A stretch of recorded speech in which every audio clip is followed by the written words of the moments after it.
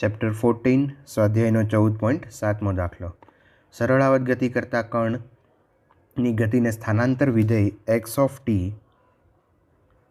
Is equal to a cos omega T plus phi દ્વારા વર્ણવવામાં આવે છે. જો કણનું પ્રારંભિક સ્થાન t ઇઝ ઇક્વલ ટુ 0 સમયે 1 સેન્ટીમીટર હોય અને તેનો પ્રારંભિક વેગ ઓમેગા હોય તો તેનો કંપ વિસ્તાર અને પ્રારંભિક કળા છે એ ગોતવાનું છે. કંપ વિસ્તાર એટલે એ અને પ્રારંભિક કળા છે એ ફાઈ. આ બંને વસ્તુ ગોતવાની છે મિત્રો. સાથે બીજું પણ આપણને કામ કરવાનું કીધું છે, પણ પહેલાં આપણે આ બે કામ કરીએ પછી આગળ જઈએ અને કહી દઈએ આપણે ઇક્વેશન નંબર 1.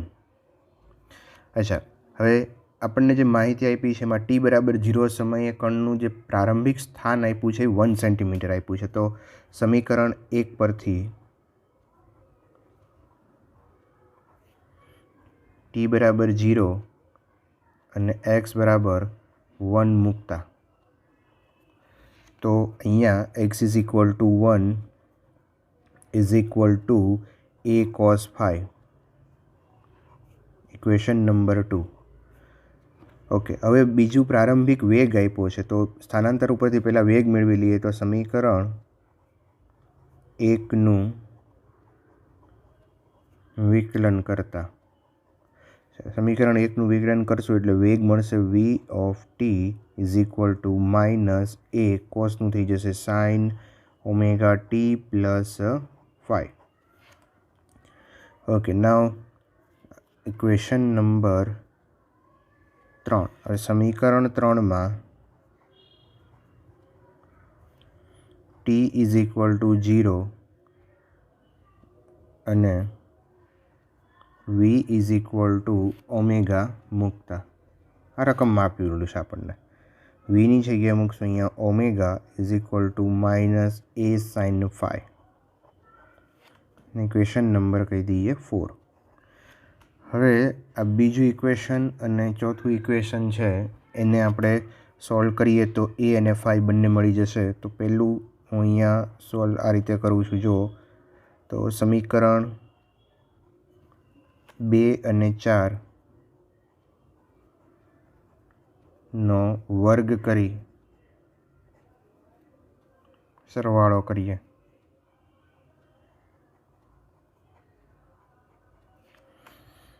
તો 1નો વર્ગ 1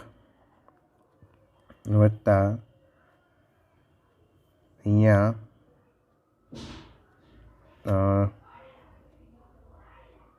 v બરાબર 1 અહીંયા આપણે થોડીક મિસ્ટેક થઈ છે. તો એ સાઇન ઓમેગા ટી પ્લસ ફાઈનું સમીકરણ 3 અહીંયા એક ઓમેગા આવશે કારણ કે કોસ ઓમેગા ટીનું કરશું એટલે સાઇન ઓમેગા ટી અને ઓમેગા ટીનું ફરીવાર કરશું એટલે ઓમેગા. એ ઓમેગા અહીંયા આવશે એટલે આ ઓમેગા કેન્સલ. અહીંયા ઓમેગા અને વીની જગ્યાએ ઓમેગા મૂકશું તો ઓમેગા ઓમેગા કેન્સલ થઈ જશે અને અહીંયા આવશે 1. અચ્છા, તો સમીકરણ 4નો આનો વર્ગ કરીએ એટલે 1નો વર્ગ 1 ઇઝ ઇક્વલ ટુ અહીંયા તમે જુઓ કે આ બેનો વર્ગ કરું A square cos square phi A square sine square phi એટલે cos square phi plus sine square phi is equal to 1 થઈ જશે. Is equal to A square. બરાબર. Then A is equal to plus or minus √2. 1 plus 1 એટલે 2 અને એનું વર્ગમૂળ કાઢશું √2 centimetre. તો અહીંયા પહેલો આન્સર આવશે √2 સેન્ટીમીટર. હવે બીજું કામ એ કરીએ કે સમીકરણ જે આ 2 અને 4 છે 4 ભાગ્યા 1 કરતાં 2 કરતાં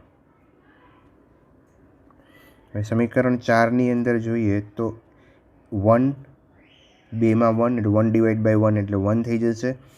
એ sine phi upon A cos phi is my tan phi અથવા તો અહીંયા આમ લખીએ આપણે minus A sine phi upon A cos phi is equal to 1.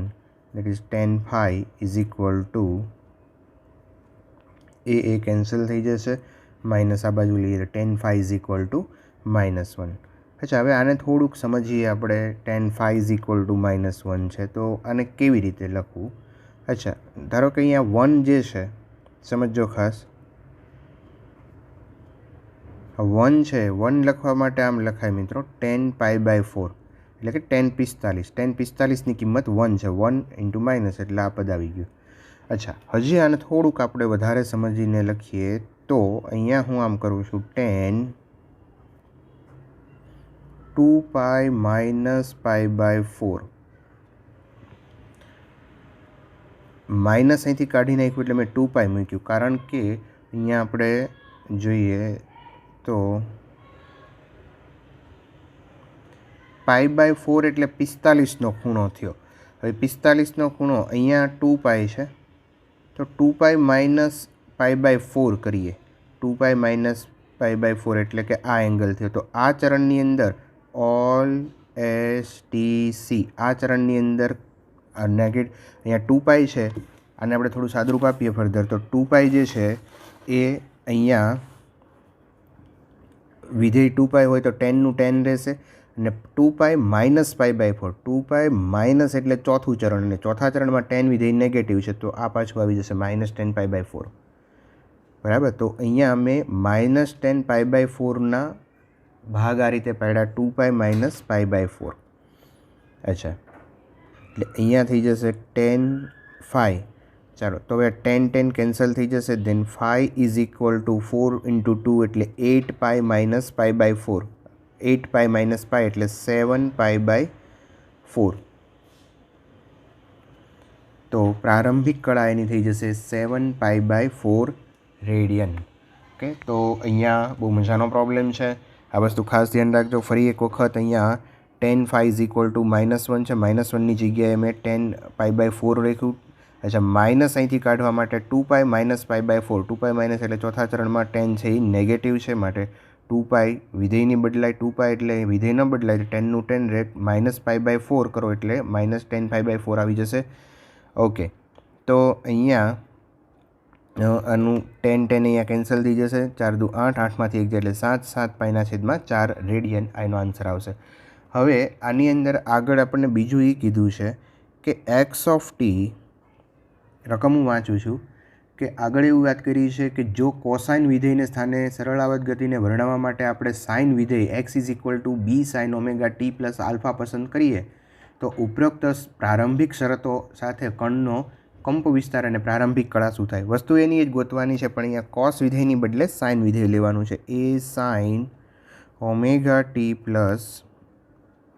phi, a sin ωt + phi.